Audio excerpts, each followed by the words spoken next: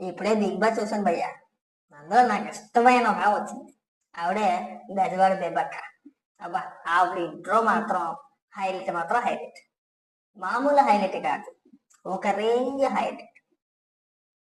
Fun కానీ, ఆవిడ మాట్లాడే విధానం కానీ.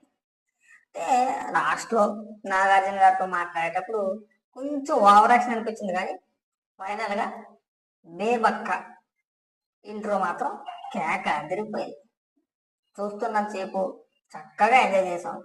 అలాగే ఆవిడ గేమ్లో కూడా చక్కగా పర్ఫార్మెన్స్ చేసి ఫైనల్ వరకు వెళ్ళాలని చెప్పేసి కోరుకుంటున్నాను.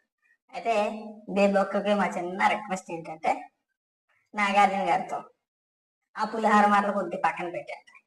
చాలా చండాలంగా ఉంది. అది ఒక్కటి తప్పించి మీరంటే మాకు చాలా ఇష్టం. దయచేసి ఆ పులిహార కలిపే మాట్లాడచ్చు. చూడడానికి కొద్దిగా ఎబ్బెట్టుకుంది, చిరాకుగా ఉంది, కొద్దిగా ఓవర్గా కూడా అనిపించింది. మీరు బాగా ఆడాలి, మీరంటే మాకు చాలా బాగా ఇష్టం. మీ మాటలు ఇష్టం, మీ సెటైర్లు ఇష్టం, మీరు మాట్లాడే విధానం మాకు ఇష్టం.